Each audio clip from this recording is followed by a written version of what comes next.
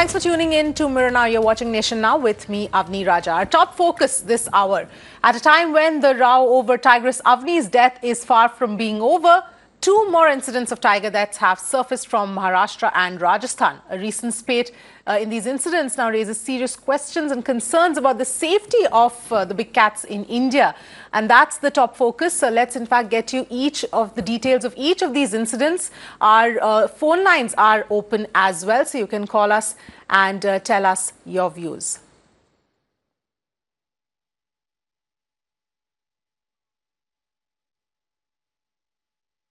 Let's in fact first tell you about Maharashtra, where another tiger death in Maharashtra, this time in Tadoba Andhari Tiger Reserve in Chandrapur district. Now the preliminary report suggests that the 3-year-old tiger died due to electrocution after he got stuck in barbed wires separating a farm and the reserve. The farm owner, in fact, has been taken into custody. Remember, this is just after 3 tiger cubs were found dead last month itself, as far as this incident is concerned, and they were found on railway tracks. And now another tiger here in tiger death in Maharashtra, this time in Tadoba Andhari Tiger Reserve in Chandrapur district. These preliminary reports suggest the 3-year-old tiger died due to electrocution after he got stuck in barbed wires separating a farm and the reserve. The farm owner, in fact, has been taken into custody. And this, of course, comes on the back of the way the entire killing of Tigress Avni was also handled. The kind of questions that were raised as to how none of the rules were followed, and there were no attempts to, in fact, tranquilize her. A lot of reports emerging that point out several lapses in the way the entire killing was, in fact, handled. Those are the details that we have at this point. Let's in fact go across. I'm being joined at this point by Gerald Bennett, who's an activist and has been leading the protest for Tigress Avni and the way she was killed. Gerald, thank you so much for joining us. You know, we've seen, of course, we've been covering extensively on Mirror Now how Tigress Avni was in fact killed, and the way the lapses now that are emerging time after time, report after report that seems to come out. And now we are seeing another tiger who was electrocuted. We saw 3 cubs who were killed last month as well. Now, while the latter 2 incidents appear to be like accidents, there are questions that arise as to the safety of tigers, given the position that the tigers in fact are in any case. The present condition of tigers in Maharashtra is in a very shameful condition, knowing that the Maharashtra Forest Department is very careless, and the attitude with which Maharashtra Forest Department is handling tiger conservation. I'm not talking about tiger tourism, but tiger conservation, where it actually matters, is very shameful and very pathetic. Today, we are losing tigers at such a great extent and at such a great speed that in very near coming future, we will not have a single tiger in the wild. Only tiger which we will see is going to be on the photo frames that we have on our walls. Yes. The way tigers are being killed, and if not just electrocution, poisoning and other poaching incidences, the Maharashtra Forest Department themselves are issuing shoot-at-sight orders for any tiger which has become a little problematic. They are just taking the easier way out to issue shoot-at-sight order and eliminate all the tigers in the wild, while they can very well easily tranquilize them and relocate them to a safer location. It could be even in captivity, but they are not willing and they do not have the political will to do so. Right. Right. So, Gerald, you know, we'll come to what happened to Tigress Avni in just a bit and what the latest there is. But as far as this particular death in Maharashtra is concerned, about the tiger who got electrocuted, there was a farm that was right next to the reserve, and this tiger got electrocuted in the fence that was separating both of them. Now, when you have a tiger reserve, when you have, you know that there are tigers who are living there, and you have a farm on the other side, what are the kind of rules that should be in place? Obviously, you can't have this kind of an electric fence for this exact reason. See, first of all, I would like to point out one thing over here, that this is not the first tiger who has been electrocuted in Maharashtra. There was Kismat, there was Srinivas, who was son of iconic tiger Jai. And this series of electrocution has been going on since a lot of time. Now, coming to the point about monitoring of the forest department in the periphery of the villages, I mean the villages who are on the periphery of forest areas, They are not being monitored by the forest department at all. This is not only dangerous for animals, but even for humans. Yes. If they enter and come in touch with these live wires, they can also be electrocuted. And we have to understand that these electric fences are not monitored. They do not have AC DC. They are directly stolen. This electricity is directly stolen from high tension wires, and it is very dangerous for humans as well as animals. Just previous month, we saw that 7 elephants lost their life due to electrocution. An entire family of elephants were electrocuted just because of these electric fences and illegal theft of electricity from the high tension wires. What is the Maharashtra Forest Department and MSCB doing about stolen electricity? This is a danger not only for wildlife but also for humans. There is no step being taken for this illegal theft, and also there is no punishment rate. The conviction rate of these thefts and electrocution is so low that these villagers don't have the fear of doing such things.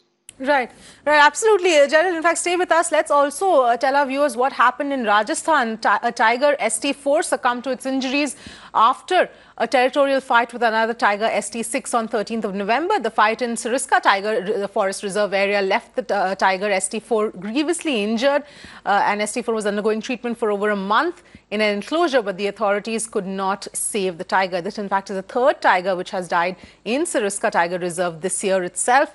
Prior to this, 2 tigers were poached.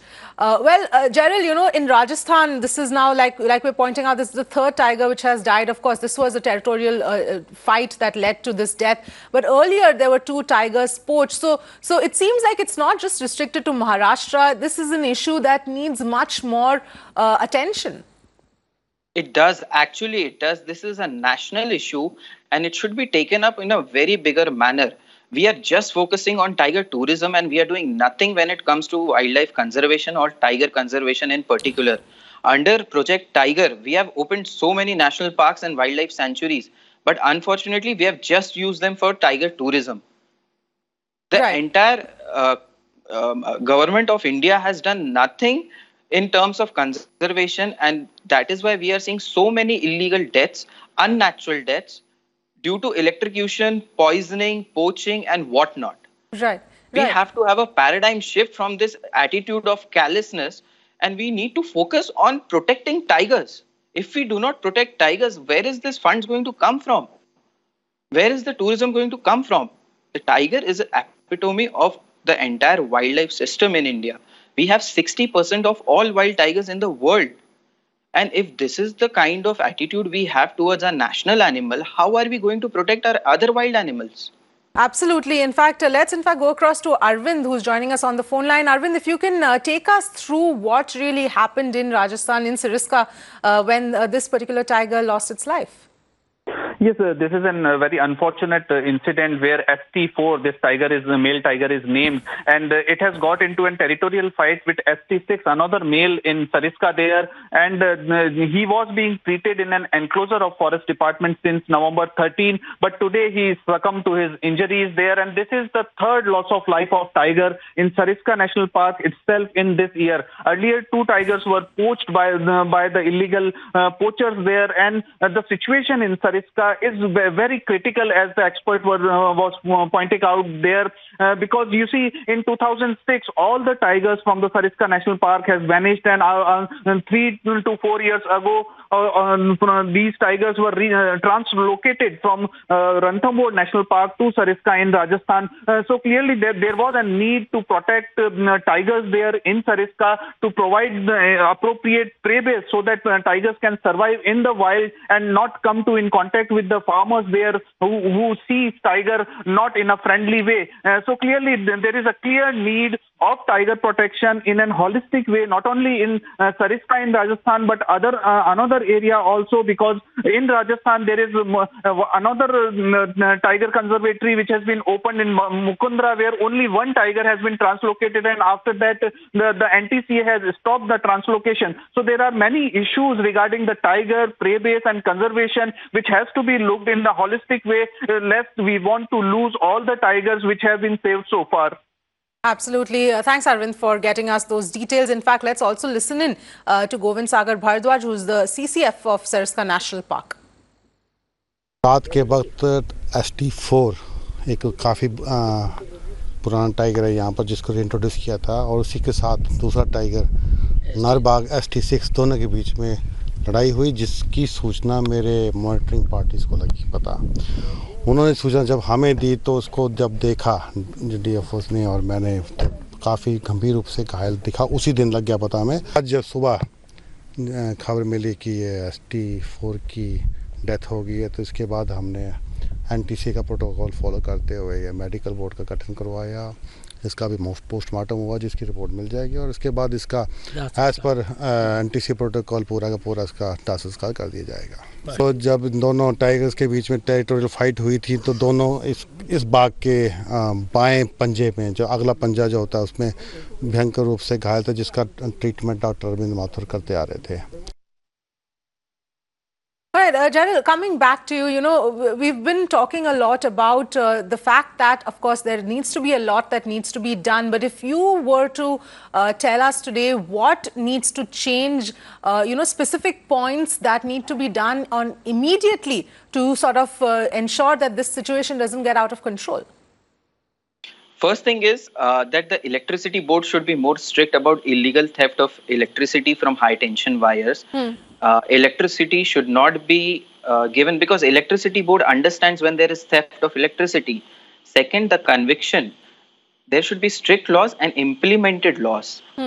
These people should not get away with these kind of crimes, wildlife crimes. Third is radio collaring. The tiger should be radio collared in the wild so that monitoring can be much better. It is because of radio collar that we understand where the tiger is, what time the tiger was, in which area, and we get to know if it is alive or dead. Fifth is that it should be solar fencing should be provided to farmers at a very subsidized rate, or it should be sponsored by the government. The government has our taxpayers' money, and they can sponsor solar fencing at a very nominal cost. It should be implemented. The laws are not being implemented, the subsidies are not being implemented, and that is the real reason why we are facing so much of problem today. Right. Right.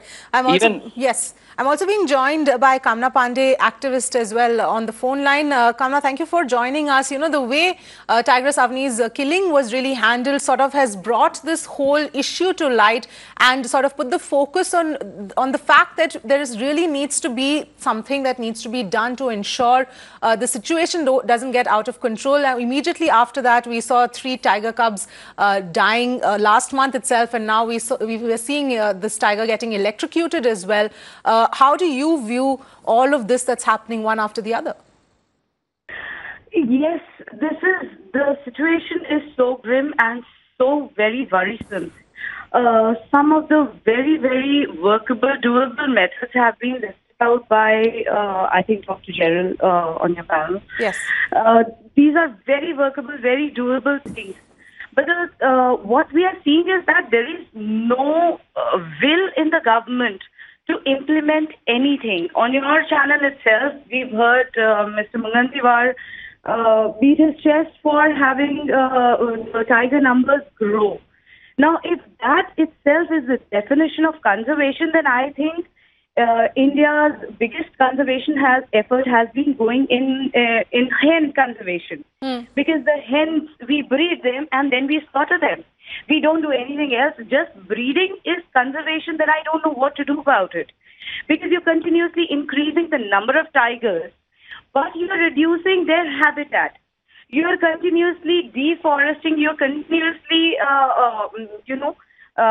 finishing off the habitat. And on top of that, now there is this new law that allows, they've made amendments in the integrated township law, which now allows them to go ahead and allot lands and allow construction on forest land, on buffer zone, on private forest land, on flood zones.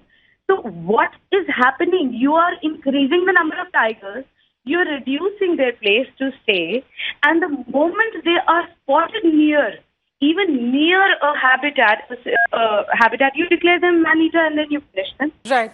Now, this is a vicious cycle. Yes.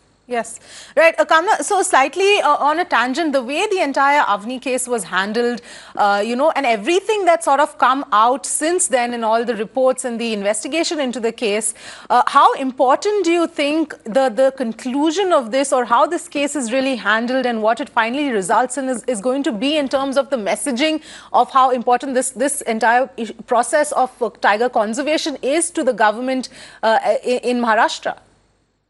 I'm so glad you asked me this because, one thing we have to understand that what the committee's report, whether it is NTCA or it is autopsy or it is the state-appointed committee report, they are only going to implicate the shooter maximum or one or two forest people unless they are not going to go behind the motive. Until and unless there is a judicial probe into it, until and unless there are retired judges who are not influenced by the state government, they sit down and look into the motive. Only then we can know about the alleged land grabbing mafia, the nexus between the politics and the corporates. Unless we go into that, we will not be able to find out what is the root cause of it, where is it all coming out from, how are all the orders coming, how are all the people turning blind eye. This is the most important thing. Until and unless that happens, there is going to be no justice for Avni at all. Right. We already have IPC violations. We already have various act violations. It's going to be not so difficult to implicate Asghar Ali Khan. And we all know that because it is arms act, and if you leave your gun with somebody else, then whatever sections are applicable on his son, whatever crime has happened with his gun by his son, the same sections will be applicable on Shafat Ali Khan as well. So it's not going to be very difficult to tackle them if we really are going to follow it up, and I'm sure we will. But what is going to be difficult is to find the motive behind it. Somebody has to sit down, backtrack, and see that how is it. Why was Avni declared man-eater the same month as allotment of land? As you know, there are starking comparisons that we will be making. Right. That clearly bring out the fact that there is a foul play. There's enough evidence to show foul play. What are we waiting for? Why not a judicial probe? Right. No action has been taken by the state government. Right. Absolutely. Thank you so much, Kamna and Gerald, for joining us. Of course, this raises a lot of questions, and it's something that we are going to continue to track on now. The way the Tigress Avni case was handled, the things that are coming out from there, and now the incidents that we've been seeing post that really throw up a lot of important questions. And like Kamna was pointing out, the issue runs much deeper and needs to be probed properly to ensure that we are actually able to save the tigers of our country.